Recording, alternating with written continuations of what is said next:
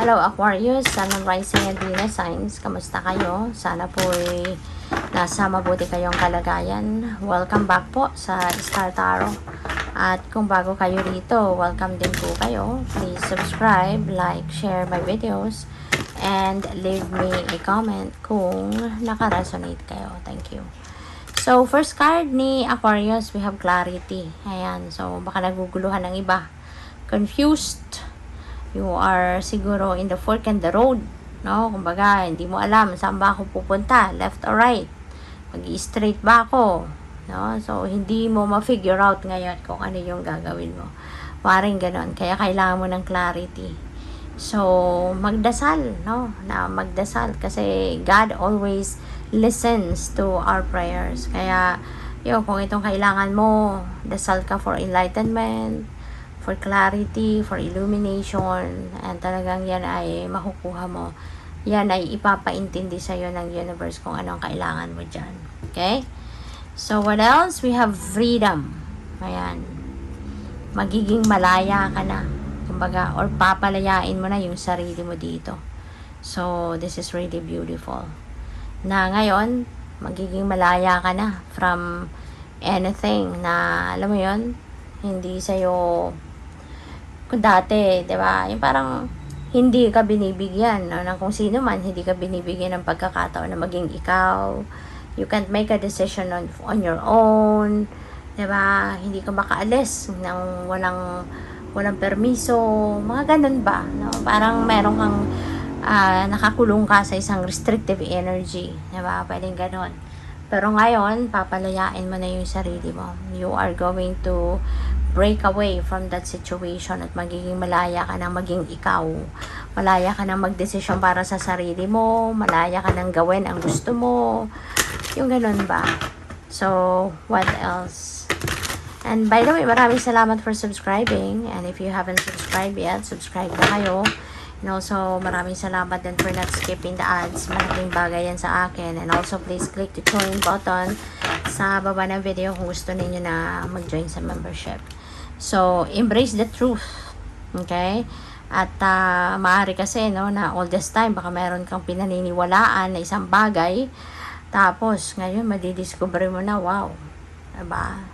Kung ano pala yung alam mo. Maaring pinaniwalaan mo yan for the longest time. Tapos nga madidiscover mo, oh my God. Wow, mali pala. 'Di ba? It's just purely an illusion. Maybe niloko ka na kung sino man, pinaniwala ka sa isang bagay, 'di ba? Na yung pala'y pawang kasinungalingan, no? Pero ngayon, makakaalis ka na diyan sa kasinungalingan na 'yan kasi madidiscover na muna ngayon kung ano yung katotohanan. Malalaman mo na, madidiscover mo na kung anong totoo.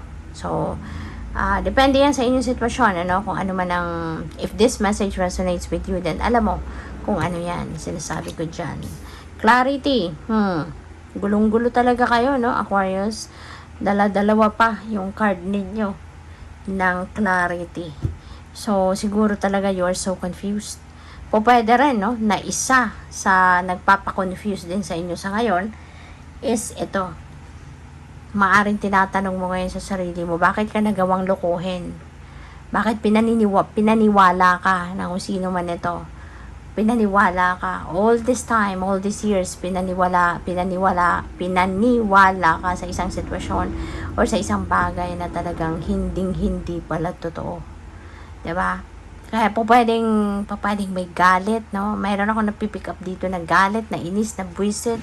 At yun din ang ikinakagulo ng isip mo. You can't find the reason why. Bakit ginawa yan sa'yo.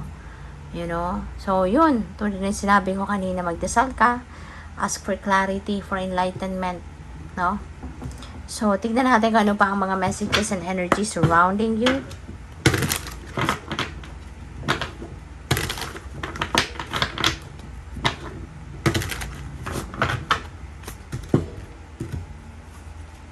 We have the Hanged Man, pero in reverse. So, merong delays, merong mga, kumbaga nasa stagnant energy ka. And feeling ko, related yan dito sa clarity. na hinahanap mo. Kaya hindi ka siguro nagde-desisyon, hindi ka nagte-take action towards something kasi nga hanggat hindi mo na lalaman, no, ang gusto mong matutunan o gusto mong malaman dito, gusto mong madiskubre, gusto mong mahanap na kasagutan, hanggat hindi mo nahahanap yan, maaaring ayaw mong gumalaw, ayaw mong magdesisyon, ayaw mong mag-take action, no? Parang nanghihina ka, pinanghihinaan ka ng loob or tinatamad ka kasi nga something is bothering you. Okay? So we have Ace of Wands, but this is a beautiful opportunity. Meron kayong sisimulang bagong ganap, you know. This is an opportunity na po pwedeng related sa career, sa trabaho, ganyan. And kung ano man itong offer na to, po pwedeng ito yung magpapagising ng dugo ninyo. Maaring ito yung, kasi po pwedeng ano yan, dream come true ito para sa'yo. O pwedeng ganon. Kaya parang hindi mo din ito hihindian. Maaring mandidilat yung mata mo kapag nakita mo na yung opportunity na to. Maaring ito yung magbubuhay ng dugo mo. At magpapatayo sa iyong kinauupuan. Diba? Yung opportunity na ito. So, we have the 7 of Pentacles. So, ito, parang yon, parang nawawalan ka ng gana nga. Diba?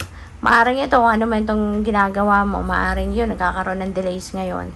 Kasi nga, pwedeng hindi ka na gumagalaw, parang hindi ka na nagsisipag, hindi ka na nagpe-persevere, parang tinigil mo. Ito, kasi nga, parang dahil doon, no, sa kaguluhan sa isip mo, kaya hindi mo may pagpatuloy yung mga ginagawa mo. Parang, ayan, nakatayo ka na lang, tinitignan mo na lang ang mga tinanim mo, imbes na i-cultivate mo sila, imbes na i-nurture mo sila, imbes na i-water mo sila, wala. Diba? Parang natenga ka na, nagkaroon ka na ng, parang nakasemento na lang yung paa mo dyan sa ground, no? At hindi ka na gumagalaw kasi parang ang lalim na ng iniisip mo. Ang lalim ng iniisip mo. You know? Maybe you are finding answers. Yun ang iniisip ng iba sa inyo. So, we have 2 of Pentacles, ayan. So, maybe you are trying to think of solutions, or maybe you are trying to think of kung anong gagawin mo dito. Kaya, ito, anong gagawin ko? Anong unahin ko? Ito, or yun, or what? So, decision ito eh. Meron kang decision talaga na kailangan gawin dito. Pero yun nga, you really can't figure out what you're going to do. Ano yung unahin, ano yung, diba? You need to find balance in your life, no, Aquarius? Sana magkaroon ka ng time na magnilay-nilay, magmuni-muni para, you know, makapag-declutter ka ng mga kung ano mga nagbabother sa isip mo. Makapag-declutter ka ng mga negative thoughts, feelings, emotions. Matanggal mo muna ang mga yan kasi nagpapasikip din yan ng isip mo, ng damdamin mo, diba? So, sana magkaroon ka ng time na makapag-isip para ma-release mo ang mga yan, so that you'd be able to get back to your balance, so that you'd be able to, you know, have a clear mind, no, and make a choice, diba? So, good luck sa'yo. Thank you for watching. Love and light. Namaste.